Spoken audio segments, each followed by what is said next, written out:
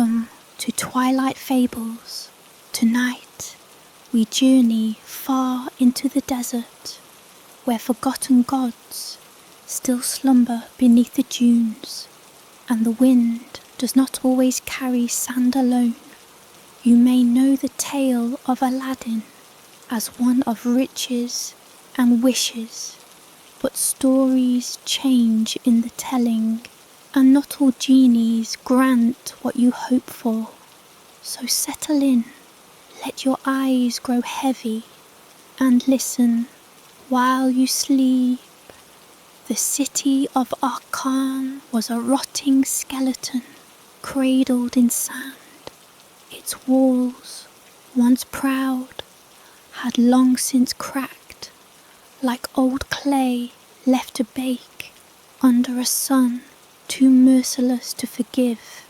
Crumbling domes hunched like broken vertebrae. Streets had caved to dust and shadow, and above it all, wind howled, always the wind, rushing through shattered archways and alleys, as if in search of something it had lost long ago. In this forgotten place lived a boy called Aladdin. No one knew where he had come from, only that he had always been there, thin as a wisp, skin bronzed by sun and filth, eyes sharp with hunger. Some said he'd been born in a ruin, others that the wind itself had spat him out one night in the market square. He did not care which was true. The truth didn't feed him. He stole what he needed: bread from open stalls, water from forgotten wells, coins from the folds of sleeping beggars. And when he slept, it was in abandoned minarets or dried up cisterns, curled like a dog beneath worn linens. Yet lately, even dreams offered no refuge. It had started with the whispers, soft and slithering, slipping through the cracks in his sleep, like tendrils of smoke. They did not speak in any tongue he knew, but he felt their meaning, words like hunger and deep and return. Then came the man. He appeared one morning at the edge of the old spice market, robed in violet, with a walking staff twisted like a bone. He had teeth too white for the desert, and eyes that glimmered like stagnant water. "You are Aladdin," he said, not asked, said. Aladdin, cautious, nodded. "Who wants to know?" The man smiled. "Your uncle." "I have no uncle." "You do now." He offered food, which Aladdin ate, then gold, which Aladdin hid, and finally a promise: "Help me retrieve a relic from the desert tombs, and I will make you rich beyond imagination." Aladdin had heard such lies before, but something in the man's voice, something heavy, something ancient, tugged at him, and the wind, that ever-watching wind, stilled for just a moment when the man spoke. By nightfall, they had left Arkan behind. The desert stretched before them like a corpse's skin, pale, cracked, and endless. Dunes rose and fell like breathing lungs. No birds flew here, no insects chirped, only the crunch of sand underfoot and the dry whistle of the wind. The man spoke little. He called himself Harun. At night, he muttered into the fire in a language older than stars. Aladdin tried to ignore it. They walked for 3 days before reaching the tomb. It was not marked by a structure, or statue or stone, only a ring of blackened glass, sand melted into obsidian by a heat that had no place in this world. In its centre, a slab of basalt, inscribed with symbols that throbbed faintly beneath the moonlight. Haroun knelt before it and whispered, "We are here." Aladdin watched the man trace the runes with his finger. The glass cracked. The wind screamed. Then the earth yawned open. A staircase spiraled downward into darkness, lit faintly by a glow that came from nowhere. Aladdin hesitated. Haroun placed a hand on his shoulder. "Only you may enter. The tomb knows your blood." "My blood? You are not as rootless as you believe." The boy's pulse quickened. Still, he descended. The steps groaned beneath him, carved from rock that smelled of old things, myrrh, dust, and bone. The air was thick, like soup left too long to rot. Shadows clung to the walls in shapes that didn't match the angles of the stair. The deeper he went, the more he felt it, the sense of being watched, not by eyes, but by something older, something that watched through memory. At last, the stair opened into a vast chamber.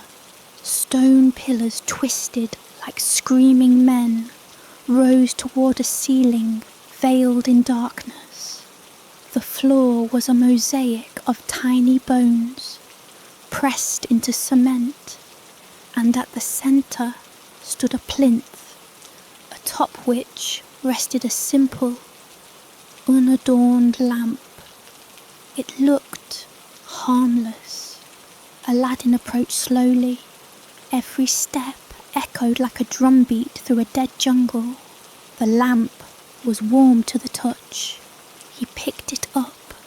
Instantly, the bones beneath him shifted, not fell, not scattered, shifted like a sighing tide. Dust swirled up from the floor.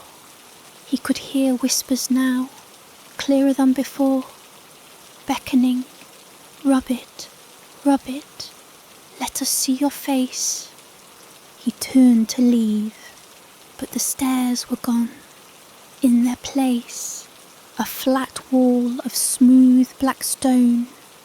Above him, he heard Haroun's voice, faint and cruel. "Thank you, boy."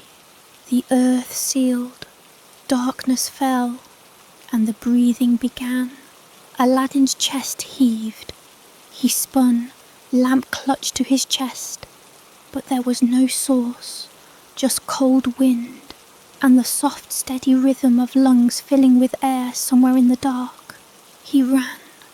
Tunnels opened at odd angles, walls pulsed. At one turn, he saw his own face staring back, only it was older, hungrier. He screamed. No answer. Finally, in the deepest chamber, he collapsed, exhausted and sobbing. "I don't want to die," he whispered. The lamp was still warm. With shaking hands, he rubbed its side. There was no flash of light, only silence. Then, a cracking sound, like stone bending. From the wall opposite him, a figure emerged, not stepped, emerged, as if poured from the rock itself. It was tall, slender, skin like charred parchment, no eyes, no mouth, and yet it smiled. "You called," it said. Its voice came from everywhere and nowhere. The shadows twitched behind it. What are you?" Aladdin stammered. The creature tilted its head. What were you hoping for? Ah, a genie. A dry laugh. I am no genie, it said, but I can grant wishes. All it costs is the truth. Aladdin did not understand, but he wanted out. I wish to be free. The creature leaned forward, its non-mouth opened. So be it. Aladdin woke beneath a desert sky. The lamp still rested in his hands. He sat up. The tomb was gone. No trace of Harun. No footprints in the sand. But the whispers remained, and somewhere, far away, the wind carried his name again. This time, it sounded like a warning. The desert didn't look the same. Aladdin wandered beneath a sickly sky. The usual golden sun, now a pale disk behind a veil of copper clouds.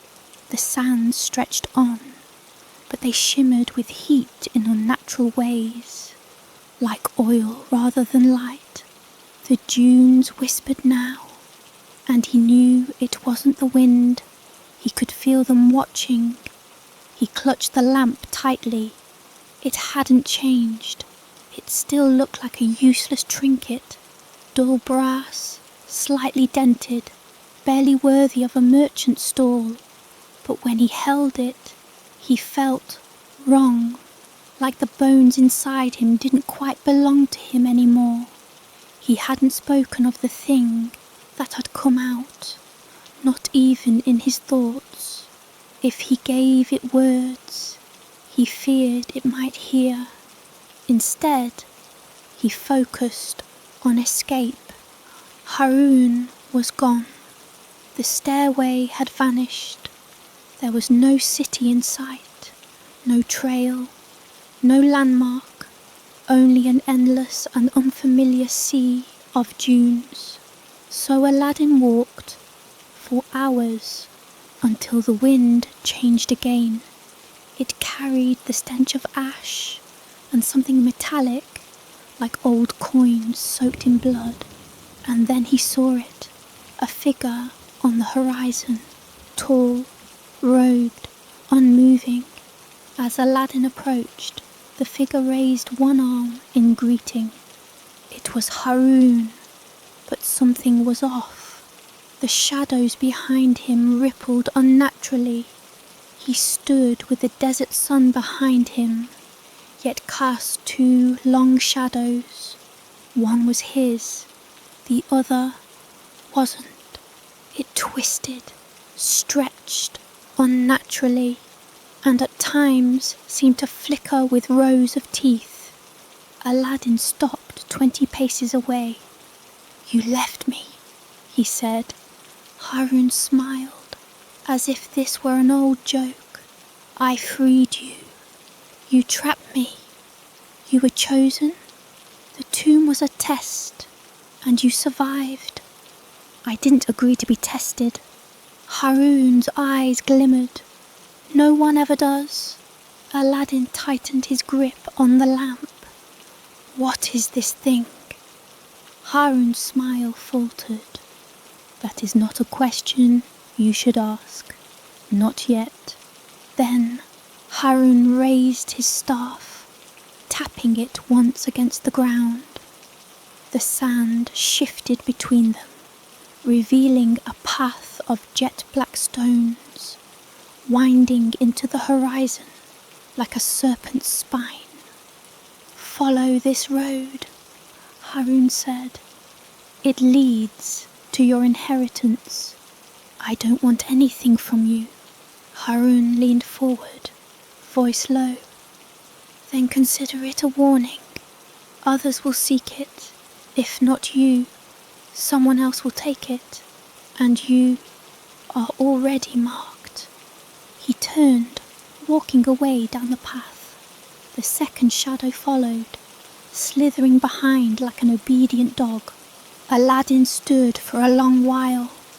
Then he stepped onto the black stones, The path led him to a town that shouldn't have existed. It was carved directly into the side of a red canyon, hidden from the sun and swallowed by shadow. The stone buildings had no doors, only curtains of knotted bone beads. The people who lived there wore masks made of clay and feathers, and none spoke. They watched Aladdin in silence. He passed a woman grinding something red into powder. It smoked faintly in her bowl. A child drew symbols in the dust that shimmered and twisted when he blinked. He said nothing to them. They said nothing to him. But every pair of masked eyes followed the lamp. At the heart of the canyon town, there was a well. Unlike others, it gave no water. It hissed softly, like a pit of snakes. There, an old man sat cross-legged. He wore no mask, only a blindfold of stitched leather. "You brought the breathless one," he said without looking. Aladdin flinched. "What?" "The lamp," the old man rasped. "It sleeps for now, but it sees. You should not have touched it." "I didn't know." "Then why did you rub it?" Aladdin stared at the ground. "I was desperate." The man smiled. "A cracked, broken thing. That is how it always begins." Aladdin hesitated, then quietly, "What is it?" The man cocked his head. "In the beginning, there were not gods. There were not men. There were only hungers. Hungers that took shape and name and voice. Some were worshipped. Some were buried. One was given a lamp." He lifted a hand, pointing not at Aladdin, but the space just beside him. "You do not walk alone anymore." Aladdin turned. There was nothing there, but the wind was wrong again. The man lowered his hand. "You can choose, feed it, or chain it, but you cannot ignore it. Not forever." That night, Aladdin sat alone near the canyon's edge. The town had gone still. Even the wind had stopped. He held the lamp in his lap. "I don't want this," he whispered. The lamp pulsed, faintly, as if it had heard. He didn't rub it. He didn't dare. But it whispered anyway. Not in words, in feelings. He closed his eyes and saw a palace glittering with obsidian towers. He saw himself, draped in finery, adored and envied. He saw others bowing. Some screamed, some offered blood. He opened his eyes. The canyon looked darker now. The stars above had gone missing. The lamp was warm again. That night he dreamed. He stood in a chamber of mirrors. Each reflection showed a different version of himself. Royalty, beggar, monster, child. One wore a crown of fingers. Another had no face. He tried to look away, but the mirror held him, and behind his reflection was another shadow, not his, watching, always watching. Aladdin awoke to a thin line of blood trailing from his left ear. No pain, just blood. He wiped it away with a shaking hand and stood beneath the amber dawn. The masked villagers were gone. The canyon was silent, save for a low groan that seemed to come from the walls themselves, as if the stone were breathing. He didn't stay. He followed the black stones further east. The path coiled tighter the longer he walked. no longer straight, but spiralling, as if he circled something vast, buried just beneath the sand. Strange bones jutted from the dunes now, smooth and curved like whale ribs. Some were too large to be human, others too delicate. The sun rose and fell without warning. Day and night bled into each other in pulses. Then he saw it, the palace. It jutted from the earth like a splinter, obsidian walls rising crookedly, some leaning as though caught mid-collapse. No flags, no windows, no guards. It looked less like a building and more like a scar, and yet it called to him. He approached, expecting gates or stairs or even guards, but there were no entrances, only smooth black walls, impossibly tall, with veins of something silver running through them, like capillaries. He circled the structure, once, twice.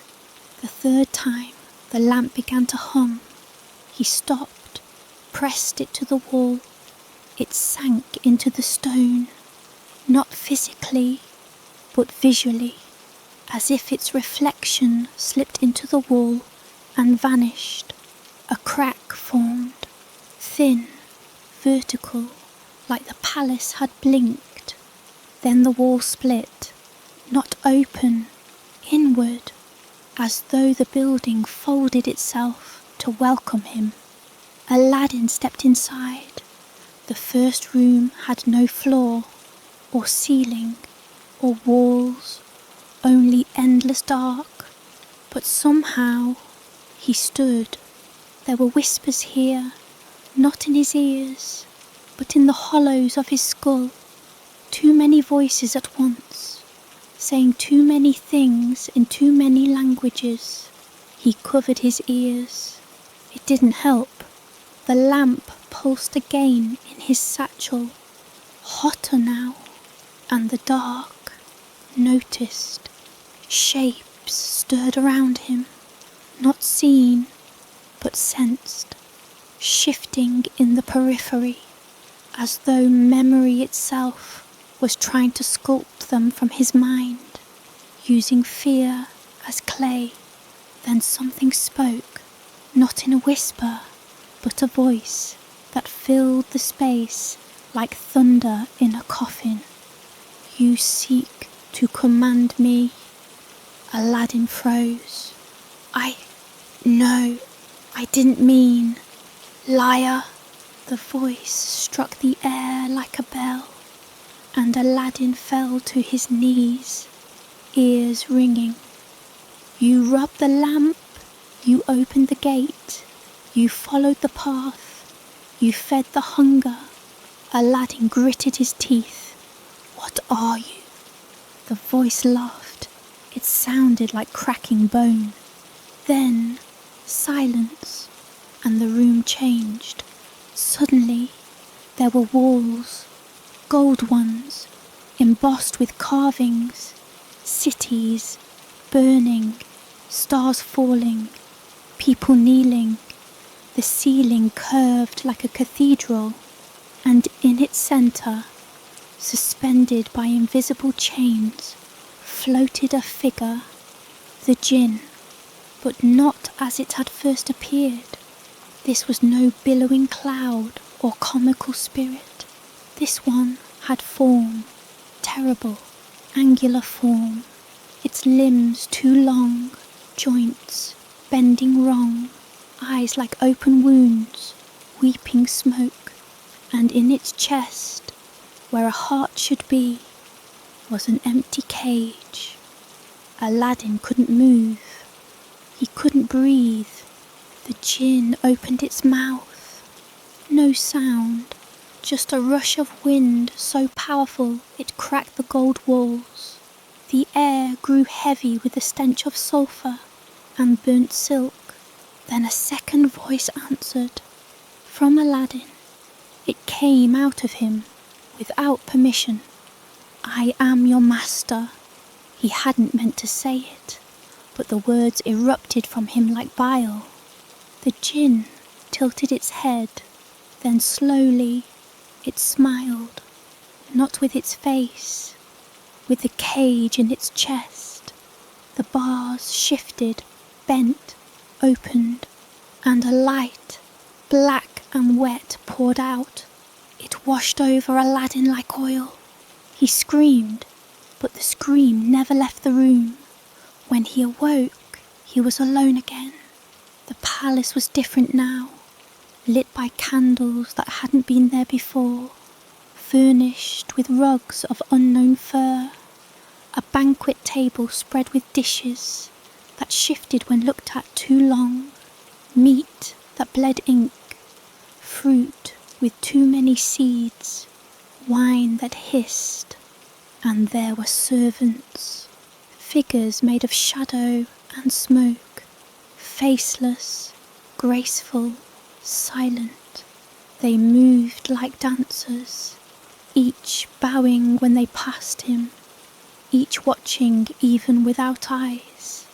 One offered him a golden robe, another shoes stitched from something scaleless and translucent, a third bowed low, presenting a crown. Aladdin didn't speak. He sat on the throne that had appeared at the head of the table, and the shadows applauded. That night, he looked into a mirror, not to admire himself, but to see if he was still himself. He wasn't, not entirely. His eyes shimmered faintly, even in the dark. His reflection smiled a half-second too late, and when he looked away, the mirror kept watching.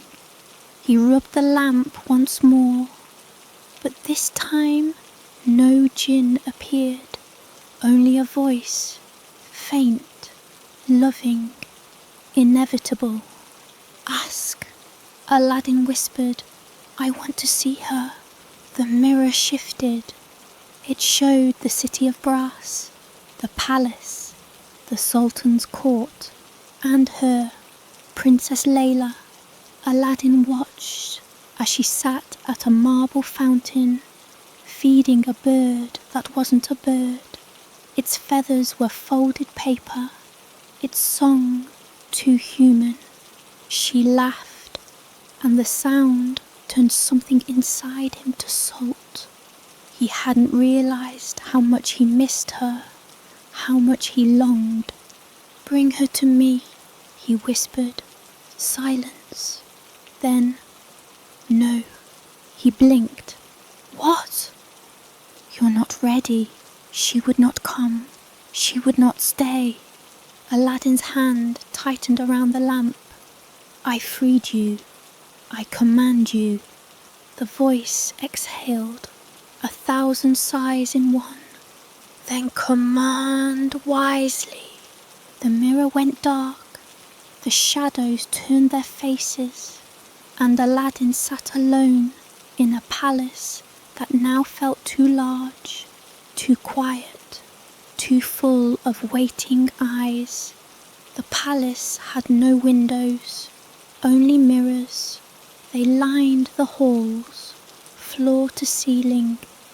Each one warped slightly, curved at the corners, or bloated at the centre, so that nothing ever quite reflected as it should. Sometimes Aladdin would see himself twice. Other times he wouldn't appear at all. He had stopped trusting what the glass showed him. Still, he wandered its maze. The corridors shifted overnight. Doors led to new rooms or bricked off ends. Stairs reversed. Ceilings dropped lower.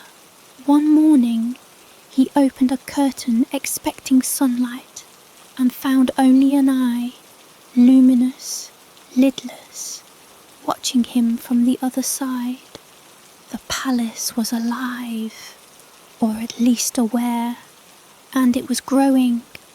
He spent his days in silence. The shadow servants did not speak, only mimicked. If he clutched his throat, they would clutch theirs. If he sighed, they sighed. He stopped performing gestures altogether.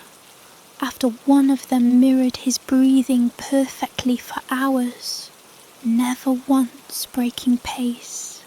Instead, he buried himself in the library. Its books changed depending on his mood. When he felt lonely, he found stories of wandering souls and lost lovers. When he was angry, the pages revealed betrayals, vengeance, power. When he was sad, the ink bled across the parchment as if the words themselves wept with him. One evening, he found a book bound in something like human skin. Though it pulsed faintly when touched, it had no title, no chapters, only a symbol burned into the cover. A bird with too many wings and teeth, so many teeth. He opened it. Inside, the story wrote itself. The bird, made of teeth, watches from the gate. Aladdin frowned. He turned the page. The bird, made of teeth, comes when called, but never leaves alone. He slammed the book shut. The castle shivered, and the next morning he heard a knock, a soft tap-tap at the mirror beside his bed. He turned. It wasn't his reflection. It was a bird, except it wasn't. It stood just behind the mirror glass, as if perched on the other side. Its feathers were made of silver pins. Its wings clicked when it moved. Its head turned too far, and where a beak should be, there was only a line of tiny, perfect teeth. Row after row, smiling, tap-tap. It knocked again. Aladdin slowly reached for the lamp. Before he could rub it, the mirror cracked. Just a line, down the centre, then another, and the bird walked through. He didn't scream. He couldn't. The room wouldn't let him.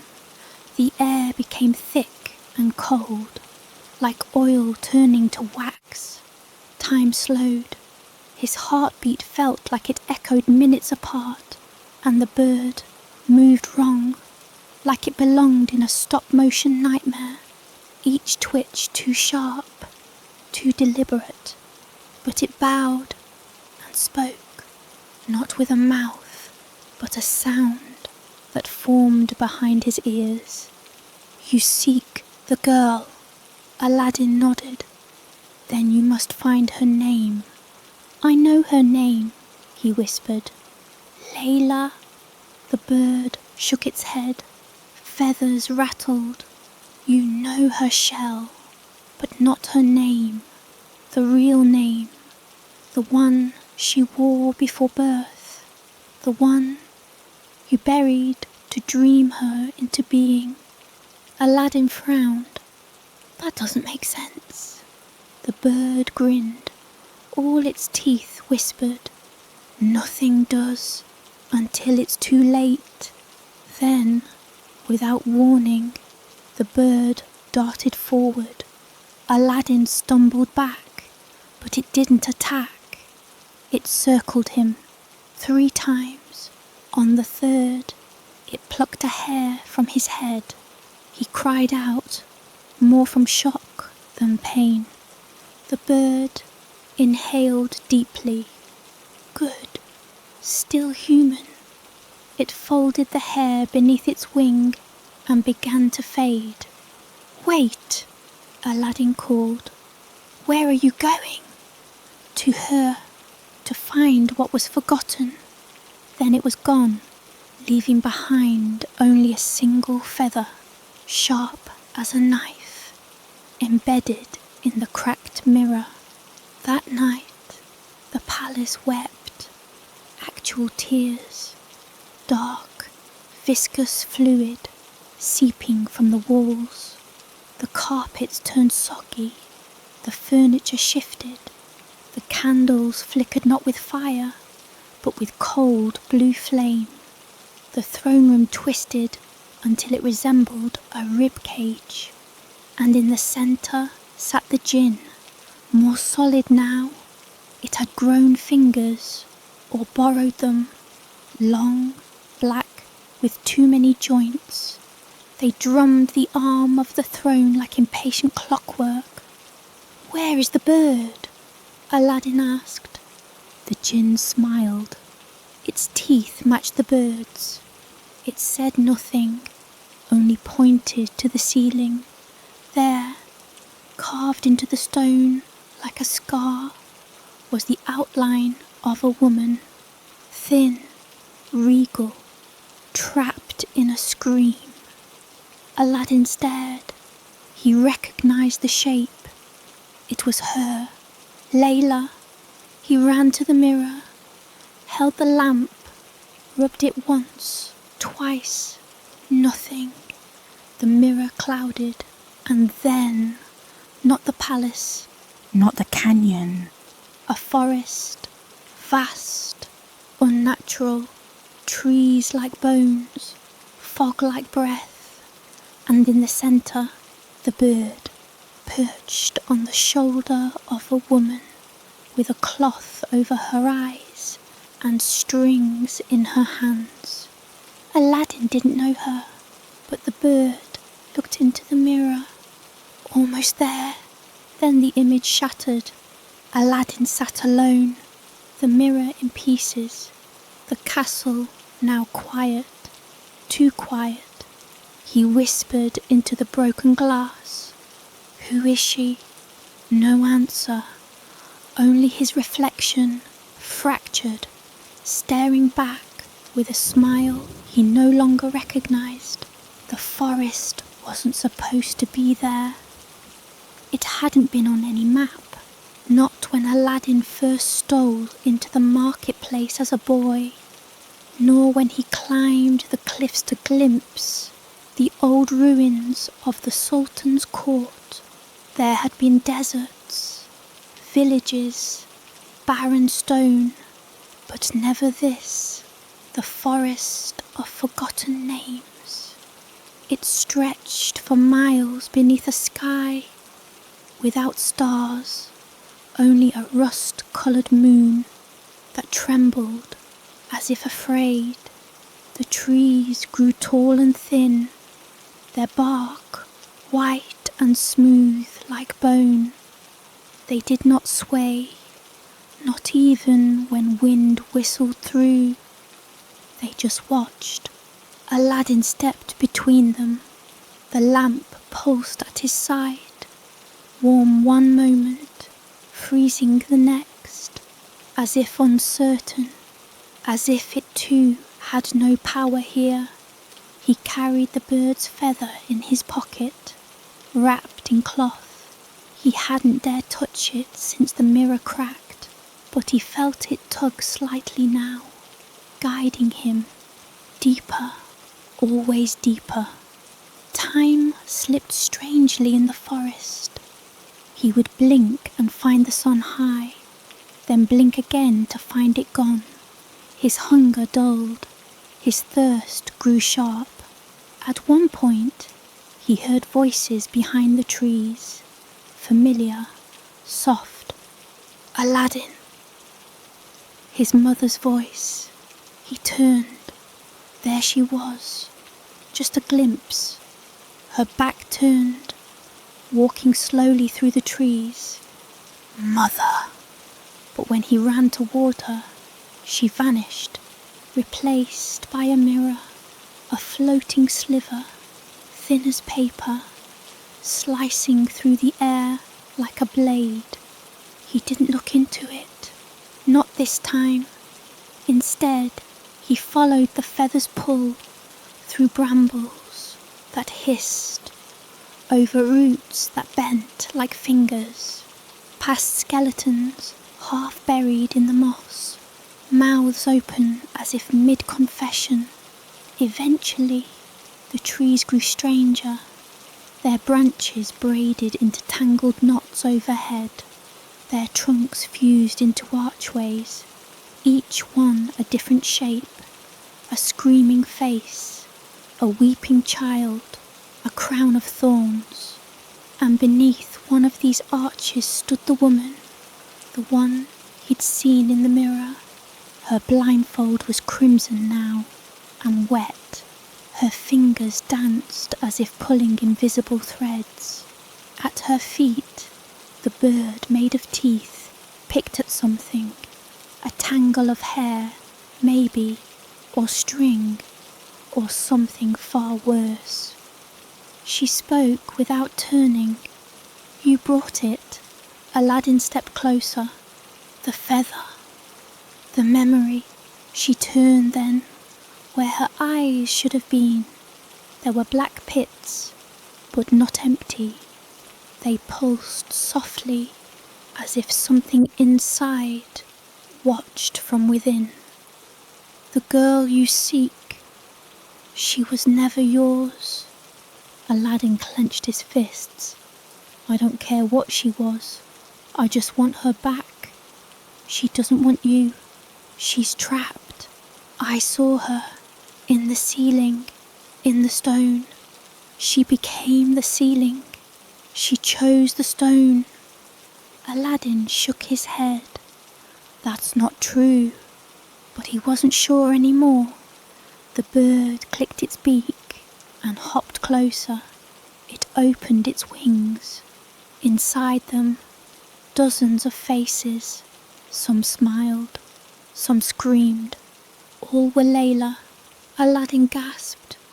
"You see," the woman whispered, "she is not one. She is many, made from longing, each version cast in your mind, given life through your wish. Your desire summoned her." Aladdin fell to his knees. "No, she's not a person. She's a mirror." He stared into the bird's feathers.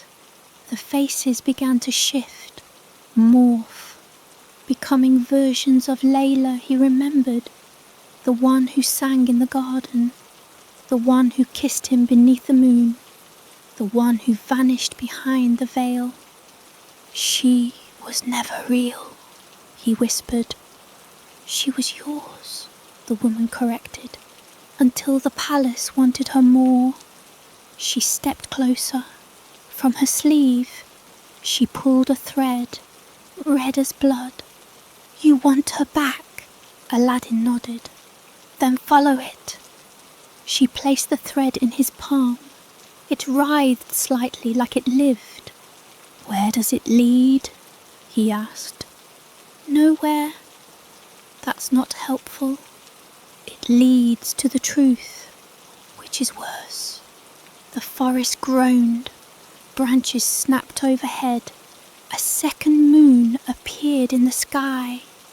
This one made of glass, cracked down the middle. "You must follow it alone," the woman warned. "The bird, it only finds, it does not protect." Aladdin wrapped the thread around his wrist. "I'm not afraid. You should be." Then she was gone. He walked. The thread led him through narrower paths, past trees that whispered names he didn't know. Yasir, Halima, Dawood, Amina, names that brushed his ears like lost wind. He didn't dare speak. At one point, the path narrowed to a single step. On either side, bottomless pits, floating bones, black mist. He crossed. Then a wall of mirrors rose from the ground.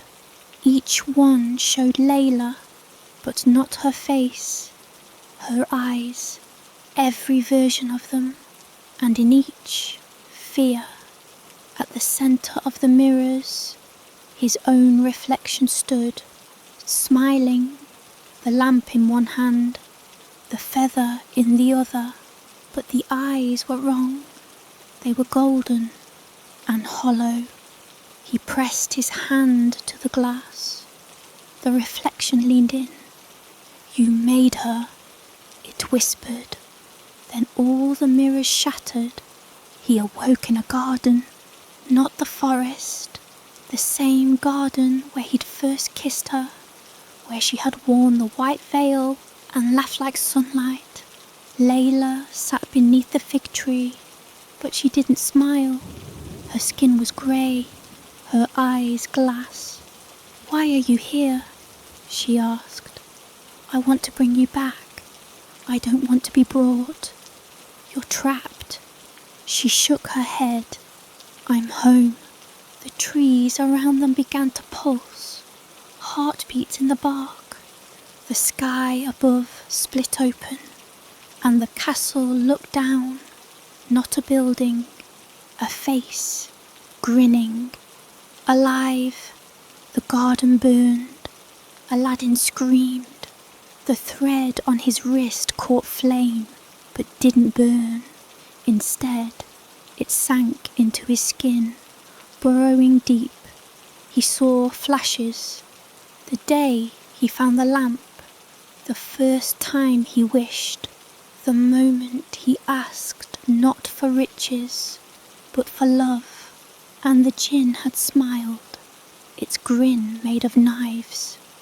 "You didn't ask for a person," it had whispered. "You asked for a feeling," and it gave him her. A shape to love, a shadow to adore. Not real, never real. He dropped to the earth, crying. The bird landed beside him, its voice soft. "Now you know." Aladdin looked up. "What now?" The bird blinked. "Now you go back. To the palace, to the beginning." The feather rose, hovering, then flew into his chest. He convulsed. The world spun, and everything turned dark. He awoke, choking. Sand filled his mouth, hot and bitter, and the scent of burning incense clung to his skin like rot. Aladdin clawed his way upright, coughing, spitting grit, and realised he was back in the desert, where it had all begun.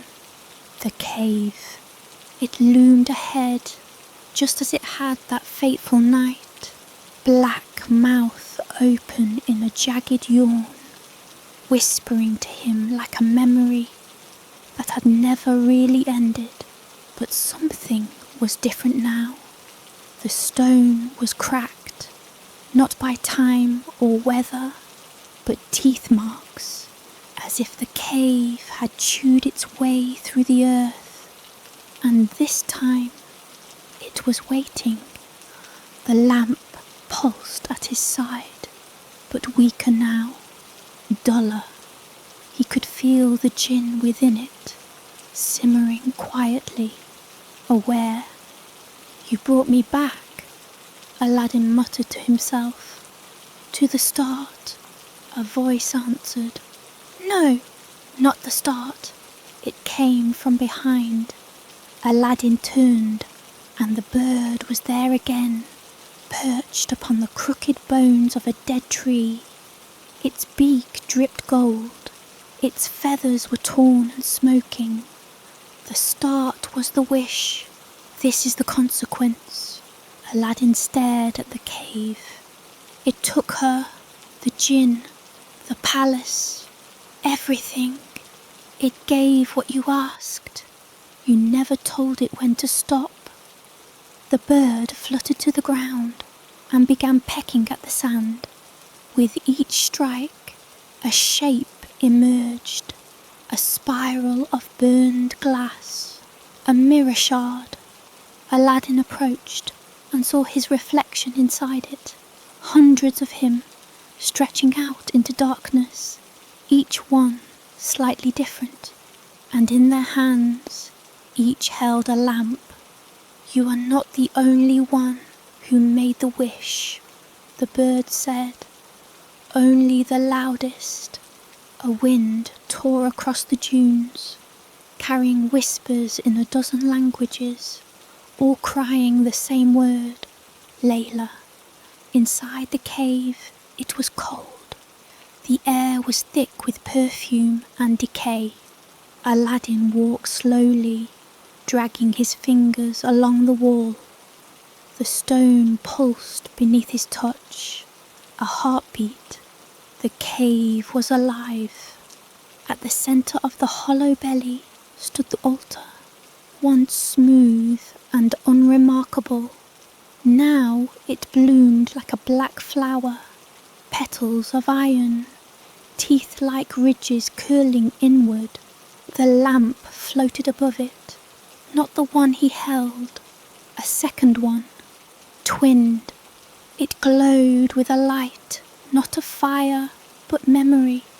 The air around it vibrated, and voices echoed out from within. Layla, again, always Layla. Whispers of her laugh, the clink of her bracelets, the echo of her breath in his ear. Aladdin stepped forward and felt the ground shift beneath him. The floor was glass, and beneath it, dozens of Laylas, floating like drowned dolls, all sleeping, all perfectly still. He staggered back. No! The djinn appeared without warning. Not from smoke, not from flame. It stepped out of him, a shape made from his own shadow, rising up until it stood tall, face featureless, body shifting constantly between forms. One moment it wore his mother's smile, the next Layla's silhouette, then the merchant's scowl, then no face at all. Its voice was everywhere at once. Aladdin. He trembled. Why? You asked for love. You never asked for hers. I didn't know. Tss, you wanted, and I gave. Every version, every reflection, every flicker of what you dreamed. The djinn stepped closer. Its eyes opened, empty wells of fire. But you did not love her. You loved what she made you feel. Aladdin tried to speak, failed. You asked for devotion, the djinn continued. So I carved it into the palace. You asked for joy, so I painted it on her face. You asked for eternity, so I stole it from time. He dropped to his knees. I didn't mean to. There are no accidents, only requests, only payment. The glass beneath him cracked. Layla opened her eyes and screamed. The scream shattered the cave. The air bent. The mirrors fell from the walls like rain, and one by one the Laylas awoke beneath the floor, screaming all at once. Their voices merged into a single, jagged note, a cry of betrayal and endless hunger. They reached up through the glass, clawing, grasping. Stop! Aladdin sobbed. Please! The djinn extended its hand. The only way to end it is to take it back. What? Reclaim your wish. Undo it. I don't know how. The djinn touched his chest. Where the feather had buried itself, the skin peeled open. Not blood, light, a spinning red thread. The one from the forest. The djinn plucked it free. This is the tether, the root of her shape. it wrap the thread around the lamp? Burn it! Aladdin stared at the lamp. If I do, she'll be gone. For real. She was never real. He hesitated, but deep down, he knew he had made her from a whisper, from need, not love. He touched the thread. It seared his skin. Then, flames. The lamp shrieked. The jinn howled. And the laylas beneath the floor burst into ash. Darkness, then silence. Aladdin stood alone. No cave, no jinn, no lamp. Just a stretch of desert, quiet and endless. The sun rose slowly behind him, casting a long shadow at his feet, and in that shadow he saw himself, only older, tired, no lamp, no palace, no Layla. He turned and walked. Far behind him, buried in the sand, something pulsed once, then stilled. The city was not where he had left it. When Aladdin returned, dusty, gaunt, and barefoot, he found Agrabah strange and unfamiliar, like a book whose pages had been rewritten. The streets wound differently, shops had shifted, and faces once known now stared through him, empty of recognition. Even the sky felt altered, less blue, more copper, but it was the silence that unnerved him most. Not total, no. The markets still buzzed with trade, and the call to prayer still echoed from minarets, but beneath it all was a hum, low, unsettling, as though the city itself were whispering through its bones. Aladdin tried to find his mother's old home first. It was gone, replaced by a bakery whose bricks smelled of smoke and wet cloth. The vendor didn't know the name Fatima, said no one by that name had lived there for decades. But Aladdin hadn't been gone for decades. Had he? He wandered for days. The people didn't see him, or pretended not to. He'd approach to ask questions, and they'd flinch, avert their eyes, offer nothing but muttered prayers, and quick steps away. Even children scurried past him like leaves in the wind. One old woman finally took pity. He caught her outside a dye stall, kneeling to rinse her hands. "You've been marked," she said, before he could ask a thing. Marked! She didn't look up. They see it, smell it, the jinn's scent, the stink of wishes and broken pacts. "I undid the wish," he whispered. "I burned it." The old woman laughed, a short, bitter sound. "Nothing that feeds is ever truly undone. You only pushed it back into its cage, and cages leak." The palace was gone too. In its place stood a garden, a massive, spiralling maze of black hedges, thorns slick with oil. No one entered it, no one tended it. It had simply appeared, as if grown from the memory of what once stood there. They called it the Hollow Garden, and said that at night the hedges spoke.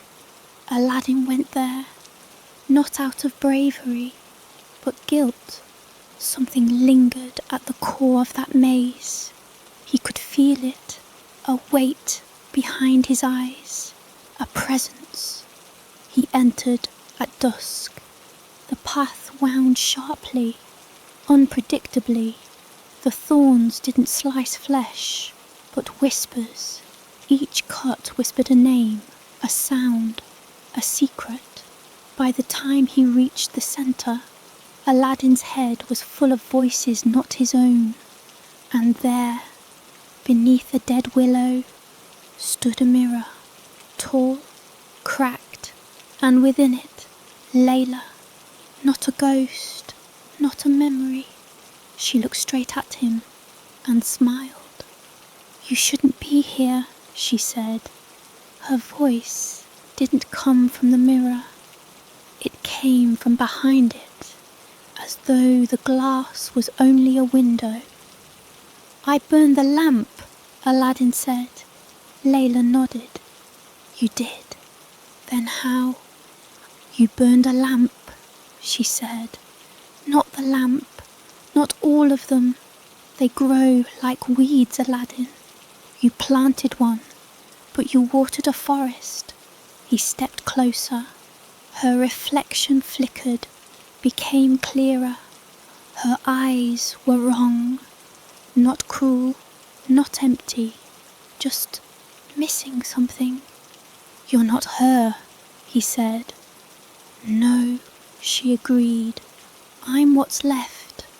She stepped through the glass, not shattering it, passing through like mist.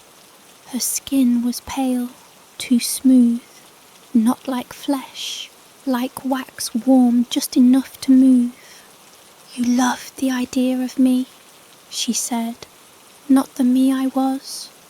I didn't know you, not really. You never tried." Aladdin felt the world shift around them. The garden hissed. Thorns grew taller, pressing inward. A pressure began in his chest, like regret made physical. "I want to fix this," he said. "Tell me how." "You can't fix a reflection." She reached up, touched his cheek. Her fingers left a frostburn where they lingered. "But you can stop chasing it." Aladdin looked into her eyes again and saw not himself, but the djinn, watching, smiling, still alive. The mirror cracked further. Behind it, a dozen other mirrors shimmered into view, each showing another version of Aladdin, one rich, one in rags, one crowned, one weeping, and each with a different Layla, not one the same. "Every choice," she said, stepping back, "casts a shadow." The glass behind her shattered, and the djinn stepped out. This time it wore his mother's face, but her eyes were coals, her voice the wind in a tomb. "You buried me," the djinn said. "I had to. I am not earth. I do not die. I linger." The thorns wrapped around Aladdin's legs, drawing blood now. The pain was sharp, electric. "Then end me," he said. "No more lamps, no more wishes. Just end it." The djinn looked amused. "And you?" "No, child. You are my seed. You carry the hunger forward. You are story, and stories never die. They spread." The garden walls groaned, and beyond them, the city began to whisper louder. The djinn leaned in close, its face inches from his. "You only think you escaped." When Aladdin woke, he was outside the garden. No cuts, no mirrors, just a small red thread curled in his palm, still warm. The thread pulsed in his hand like a tiny heartbeat. Aladdin stared at it, unsure whether to keep it or cast it into the wind. Something about it felt wrong, a sliver of something alive, watching. But no matter how hard he tried, he couldn't let it go. His fingers wouldn't open, so he pocketed it, and the moment he did, the whispering stopped. A silence fell across Agrabah like a veil. The people of the city began to move oddly in the days that followed. They repeated their motions, merchants handing out goods to invisible buyers, children playing games with no one else on the street, and at night the lights from their homes glowed too brightly, too steadily, unblinking. Aladdin wandered the streets, and no one turned to him any more. He was a ghost among ghosts, but the garden remained untouched, untamed, waiting, and the thread kept pulsing. He made for the desert, not to flee, but to return to where it began, the cave, the place where the lamp had first found him, where greed had first whispered sweet promises into his ear. He wasn't sure the cave would still be there, or that it would welcome him again, but he had to try. The journey took 3 days. No caravan, no water, just the thread and a whisper of instinct. On the 3rd night, he reached the dune, where it had once yawned open like a hungry mouth.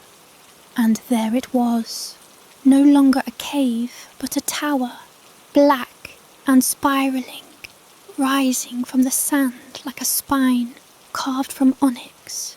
Its windows glowed faintly red, like blood caught behind eyelids. Aladdin entered. Inside, there were stairs, thousands of them, endless. He climbed, each step older than the last, dusted with memories. He saw flashes of himself, of Layla, of his mother, of the jinn smiling through all of them. The tower spoke, not in words, but in emotions, remorse, hunger, regret. Near the top, a door waited, wooden, carved with symbols that breathed. He pushed it open and found a room of mirrors. There were hundreds, thousands. Each showed a different world, a different Aladdin, some happy, some broken, some monstrously twisted into things that barely resembled human form, but each had one thing in common. They were all holding the lamp, and they were all looking back at him. He stepped closer. The glass warped. In one, he saw himself on a throne of gold, laughing. In another, he was a skeleton, clutching the lamp even in death. But in one, just one, he saw himself free, older, scarred, but whole. And he wasn't holding anything. The thread in his pocket began to writhe. He pulled it out. It had grown. Now a rope, a noose, a leash. It wrapped around his wrist, and he didn't resist. Instead, he faced the largest mirror in the centre. The jinn was there. No disguises, no borrowed faces, just its true form. A figure of smoke and ruin, stitched together from every broken promise ever made. "You came back," it said. "I came to end this. You can't end what you are, Aladdin. You are the wish, the spark, the seed. You carry us forward." Aladdin stepped into the mirror. The world shimmered. Colours bled from the walls. Sand turned to ash beneath his feet. He was nowhere and everywhere, and in front of him stood the original lamp. Its surface was cracked now, fissures glowing like magma. The air around it twisted, as if reality itself recoiled from its presence.